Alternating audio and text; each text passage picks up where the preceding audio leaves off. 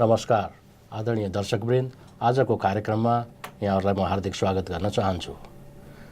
Washington DC metro क्षेत्रबाट हरेक साता नेपाली भाषामा प्रसारण हुने कार्यक्रममा मैले आज नेपालसँग सम्बन्धित भएर अथवा नेपाललाई कुनै न कुनै रूपले मद्दत गरेका र नेपालसँग सम्पर्क रहन चाहने र एकजना नेपालीसँग जोडिएका युवालाई मैले निम्त्याएको छु। उनी हुन् नीव सराफ। उनी यहाँको अमेरिकामा जन्मेका र यहाँको सामाजिक गतिविधिहरूमा खास गरी समाजलाई, साथीभाइलाई, अरूलाई पनि दिनुपर्छ, समाजसेवा गर्नुपर्छ, कम्युनिटीलाई गिभ ब्याक गर्नुपर्छ भनेर लागिरहेका र 2015मा आएको भूकम्पमा धन्नै 40,000 नेपाली $40,000 रकम उठाएर नेपाल पठाउन सफल भएका र उहाँले नेपालका लागि जुन गर्नुभयो त्यसको लागि पनि म धन्यवाद दिँदै उनीलाई मैले स्टुडियोमा निम्त्याएको छु। निवजी, स्टुडियोमा स्वागत छ। तपाईलाई नेपालसँग जोडिन मन लागेको थियो अथवा नेपालसँग तपाईँ जोडिनु भयो कि तपाईले 2015 को भूकम्पको समयमा सहयोग गर्नुभयो? केको लागि सहयोग गर्नुभयो? किन? Could you say that? Repeat that in English. What encouraged you that time, in the earthquake time, that you were so actively participated in fundraising? So Nepal is my homeland, so I decided that I should be able to help because I have many relatives there and there's probably others there that are suffering. So I decided I should make a move and that's when I decided to help. त्यो घटना कसरी थाहा पाउनुभयो? How you find out the news about that? Well, before that was Nepal too. True. Well, the way I found out was through Facebook because there was many news on it and a lot of news channels were saying about the earthquake and how high the magnitude was. And what directly touched you that time that, oh, I should do in the school or community to raise the money and help to them? Did your family help you or Yes. neighbor or friends? My dad and my mom helped me. They helped me create a GoFundMe. And the GoFundMe is another way to raise money and it's a live GoFundMe page, so other people were able to contribute. And my dad also put the news out on Facebook, and then I was also interviewed by NBC. How you communicate with the Nepal, other community about the Nepal's that incident? I was able to communicate with others to help because NBC interviewed me, and that's when many people saw what happened. And that's when they decided to contribute in. And after that, you excelled in the community service, and you were awarded by the different awards. Right? Can you explain for that?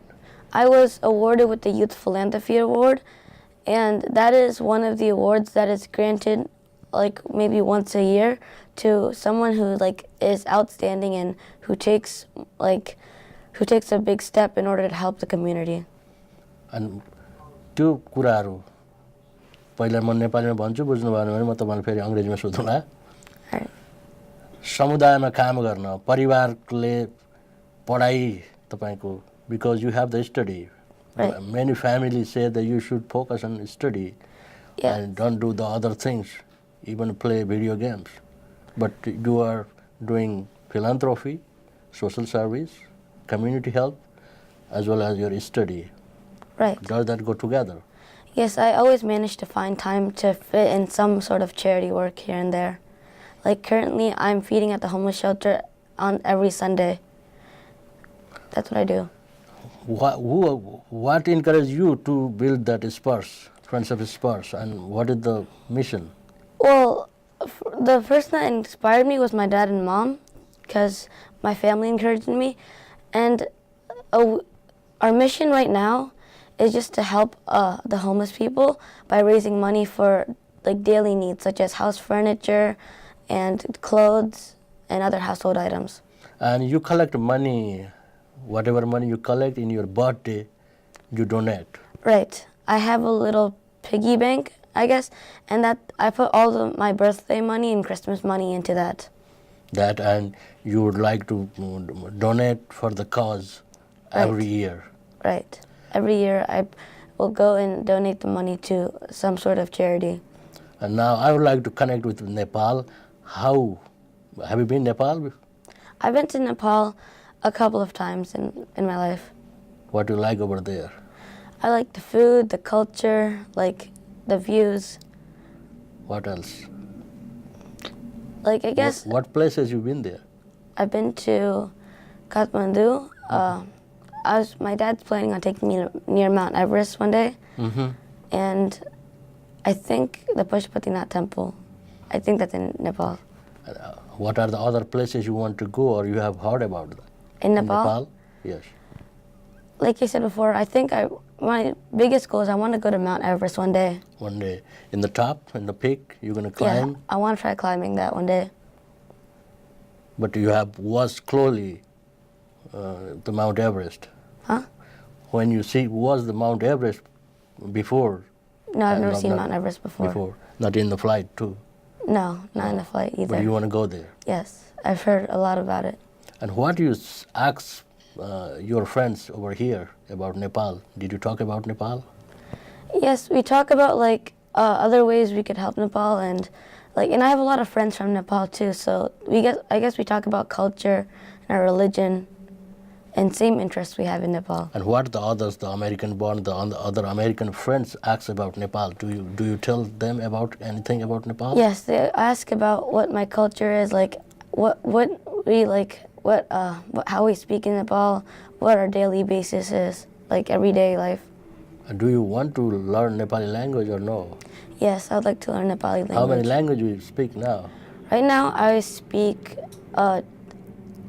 English. Mm-hmm. I'm learning Chinese, and I'm trying to learn Nepali too. English, obviously, and Chinese, and you want to learn Nepali too. Yes. And you like Nepali food as well, and you have Right. Nepali friends. Yes. And you want to help or be connected with Nepal. Right. What other things you want to do in future? In future, career you going to go? So in the future, my other plans are we want to continue. Right now, I think me and my dad were discussing about building a gym in the place where we serve food every day, Project Place, Mm-hmm. and making other things happen there. Then you are doing the social service in your community, and you want to make the gym. That costs a lot of money. Yes, so we're planning on saving up for that. And you're going to go more fundraising? Right. We will do more fundraising for the shelter. Now, how you feel like when you are in the television or different people are applauding you that this is the genius guy and helping these? What is the feeling in that point? I feel proud that I'm doing something that other people are acknowledging me for. Mm-hmm. But also when it comes to news interviews, I sometimes get nervous in the beginning, but then after a while, I guess I get used to it. What do you think about when you are featured in the NBC or different media outlets? What do I think about? I think about what questions would they ask me, and how I would reply, such as. But what was your feeling after that? Oh. You see in yourself in the television or media or newspaper? After that, I was feeling pretty proud about myself, what I did, and I feel that other people saw that video and will start helping me in my upcoming goals. That helps. The media helps to educate or communicate to the other people that they can help to you, right? Right. That connects you. Right. तपाईले यहाँ को समुदायमा के समस्या देख्नु भएको छ? पहिलो जेनेरेसन थाहा छ तपाईहरुको प्यारेन्ट्सहरु र युथहरुमा के कुरा मिलाउनु पर्छ? What you want to see that have differences between the first generation or the parents or the young kids? Did you see any gap there or? Can you repeat the question? When you work in the community, you see your friends, your company in your age group and the older age people like your parents or grandparents or other friends' parents, they have their thought process is different. Oh, you have to go study, you should be a doctor or engineer, make more money, right? Right. I guess more parents are focused about education, while kids more want to have fun, I guess. How to manage those things? What do you think? What do you suggest? So managing education and fun, you want to make some sort of schedule for yourself, kind of like how I manage to go to the shelter every day.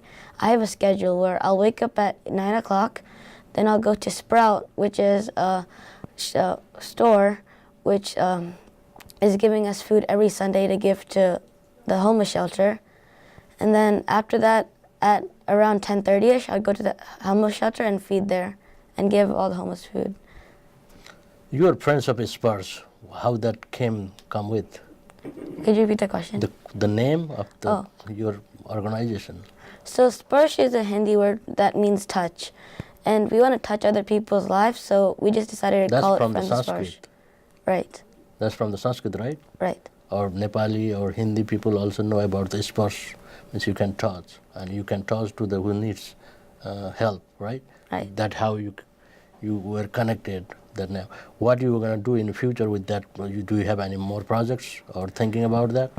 In the future, we're just planning to continue feeding and then doing more holiday events. For instance, this coming up Valentine's Day, maybe do something there with the homeless shelter. Homeless shelter too. And what do you expect from the community for that organization? I expect from the community, I expect more from the younger generations to step in, because now it's kind of the younger generation's turn to help the homeless people and take over and, like, for instance, help out in everyday How are life. you thinking to appeal to the younger generation, or how you want to connect with them? Or what are you doing? Right now, to connect with them, I guess we connect through other things like social media or like helping the homeless. Like I'll invite them over to help for like feed the homeless, and then that's when we connect more. More people. Right. So you are connecting with the Nepalese people or American? All types of people you are trying to connect with them to help your organization. Right. What do you think about the Nepalese community over here? The Nepalese community over here. What do you want to say? What would I say about the Nepalese community? I'm not sure what I would say, but I guess I would say this for every community. There should always be someone in every community. The Nepalese community is the younger immigrant community. Oh. You know? I'm not too sure what I would say for the Nepalese community.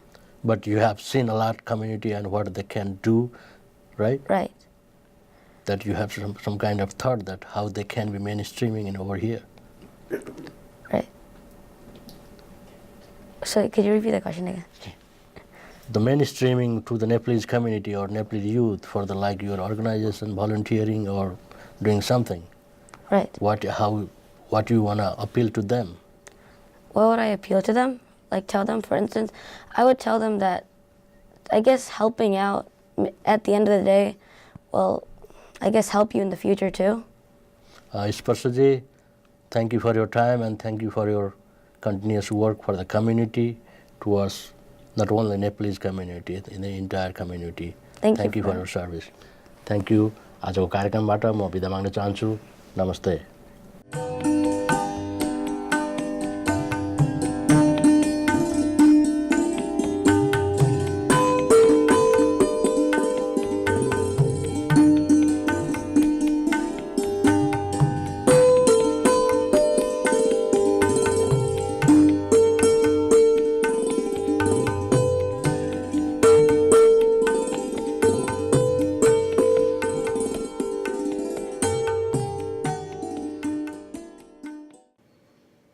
Hello, I'm Dr. Krishan Chabra and welcome to Anokhe Rang. Today's topic is I told you so. Well, these are the 4 little but dreadful words that no one wants to hear, yet we all have heard it sometime or the other.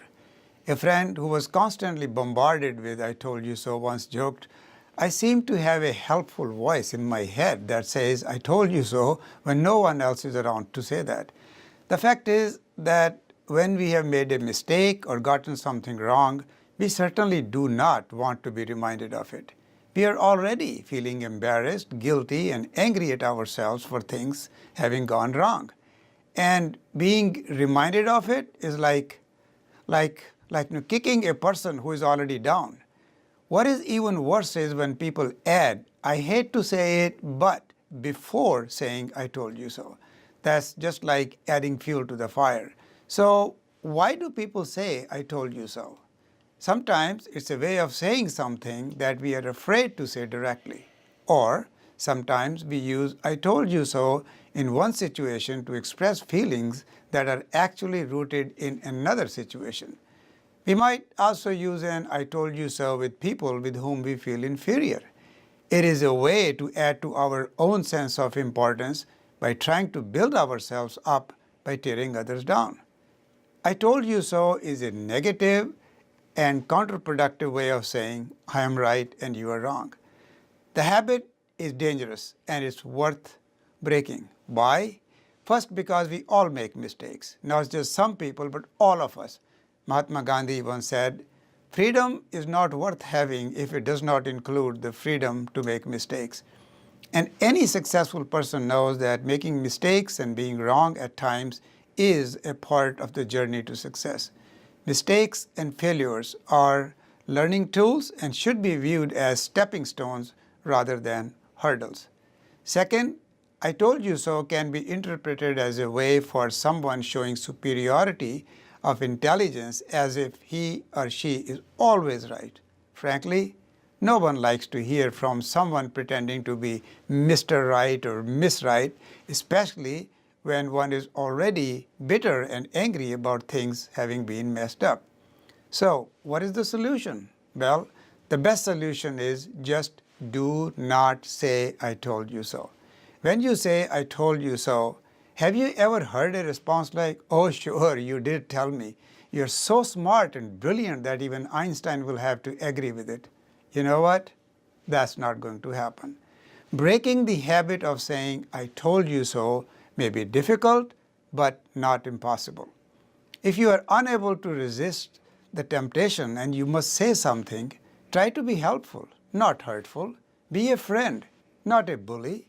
Be encouraging, not discouraging. Try to offer a positive spin on the situation that makes the other person feel better.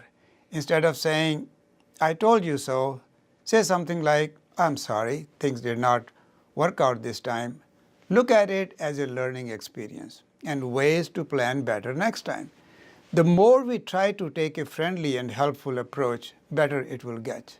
Remember, nobody likes the doses of negativity. Now, what do you do if you are on the receiving end? You may feel like kicking the person, but depending on the relationship, you may need to maintain your civility. There are different ways to respond to "I told you so" that can range from acknowledgement to outrage. Here are some examples. Acknowledge. Yes, you did. Ignore. So, as I was saying, be direct. Honestly, hearing that makes me feel hurt. Correct. Can I suggest something on how you might approach me next time so that I am more likely to heed your advice? Be blunt. Remember the famous phrase, "Frankly, my dear, I don't give a damn." Snarky. Who do you think you are? My mother? Well, in my opinion, mother is certainly an exception because the mother knows you the best from the time you were born and raised you to be a young man or woman. And no matter how much you may have grown and become successful in your field, mother is still likely to treat you as a child with the motherly love. And that includes saying, "I told you so." But her way of saying reflects affection and sincerity. I think most of us fondly remember and often cite that "my mother told me this" or "my mother told me that," and we feel proud in saying "my mother told me so." And now I would like to share some quotes in honor of mothers. God could not be everywhere, and therefore he made mothers. Rudyard Kipling. Motherhood, all love begins and ends there. Robert Browning.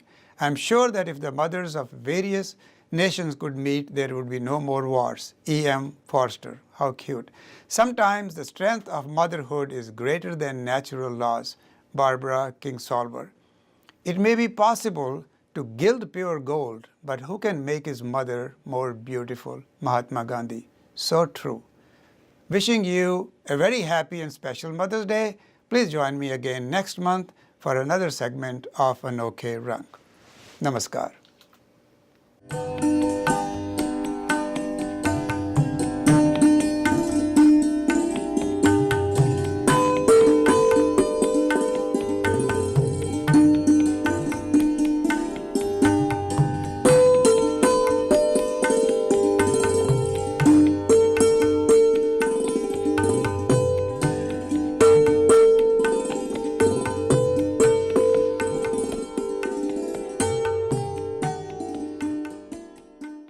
This is Mother's Day. Mother's Day पे हम आपको प्रस्तुत करना चाहते हैं एक ख्वाजा मीर दर्द का कहा हुआ कि जग में आया, इधर देखा उधर देखा, इधर देखा उधर देखा, तू ही आया नज़र जिधर देखा। माँ के ऊपर है। हाँ, जहाँ भी देखा, इधर देखा उधर देखा, नज़र कौन आता है? माँ। यहाँ पर माँ का मतलब सिर्फ फिजिकल मदर नहीं है। माँ का मतलब कोई धरती माता है, हमारे देवी माता पिता हैं, इन सब से है कि जिधर भी हम देखते हैं, नेचर को देखते हैं या कुछ भी, सभी माँ का स्वरूप ही हैं। सबसे बड़ी तो माँ तो है ही। तो बताइए। हाँ, what Dr. Misra was saying it from this couplet he recited. I came in this world and looked everywhere. Wherever I looked, I found you. You can take it as looking for the first time the baby is born. First word he says ma, even before he says da or she says it. He says it's talking more about from the religious point of view, the Hindu religion, saying that there is not much difference between bhakti rasa and shringara rasa. These are two kinds of bhaktis. We don't have time to talk about it. To the one who loves, the beloved is no less sacred than God. And which is true. When you love somebody, you can't see anything bad, because you are so much in love. The feeling experienced by the lover for his beloved, whether God or a human, is known as gopi bhava. And so comparing the feelings about the religion and the person you love. Dr. Misra? Thank you very much, you said it very well. दूसरा है कि हम लोग इस mother's Day पे summer में उम्मीदें बहुत करते हैं। जहाँ भी है we want something, we want, देख ए उम्मीद कीजिए हमसे नट्टू किनारा, तेरा ही रह गया है लेके देके एक सहारा। एक सहारा आप ही हैं, तेरा ही रह गया है। तेरा यहाँ मतलब है कि मैं तो भगवान से लूँगा, और कुछ लोग माँ से भी ले सकते हैं, पिता से भी ले सकते हैं, इन्हीं का सहारा रहता है जीवन में।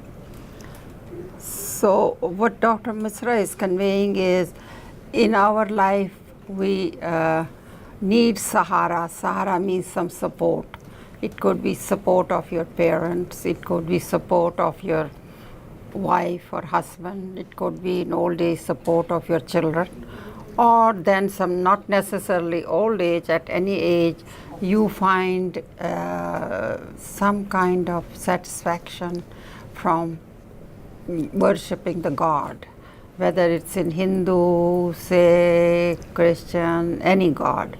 And you feel, I know some people get so much fulfillment. I remember when my mother used to visit during summer, and in the morning I'll say good morning. She used to be a little tense.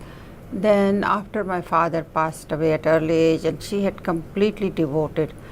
And once that after 1 hour she will come down, I would see her face was so calm, so this, and I could see it. Similarly, there are some people, again this is not to say if you don't believe, it's fine, you can take support of something else in your life. That's right, we should never lose hope. We should always keep on hoping, and this is what we all depend on, the world depends on.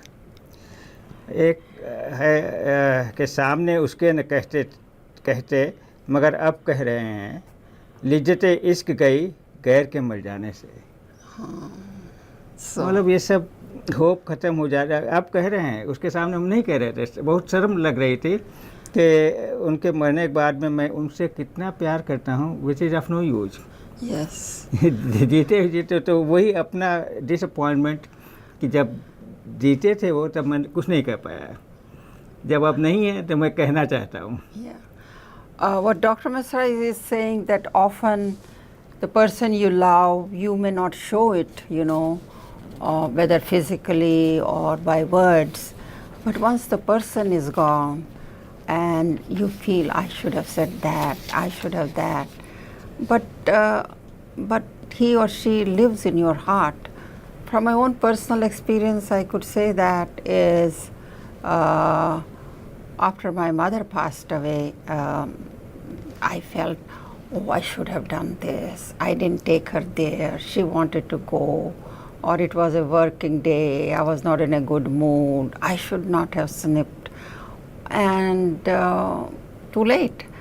But then my close support, as I'm saying, says, Lita, you were very good. So Dr. Misra will say the final words of our today's episode. Finally एक है इशारों को समझने वाले लगते हैं अच्छे. I really admire who understand the unspoken. लेकिन कोई कब तो खामोशियों में बात करे. But how long can one speak and gesture. तो दिस इज़ वेरी इंपॉर्टेंट आज के मैसेज कि आप उसको एलोबोरेट करिए थोड़ा सा. So with this, as he says, is that sometimes gestures alone is not enough. You have to say also what you mean, as I was telling you from my own example. So with this, we conclude our this episode of Ek Jhalak. Namaste and happy Mother's Day. Happy Mother's Day to all the mothers out there.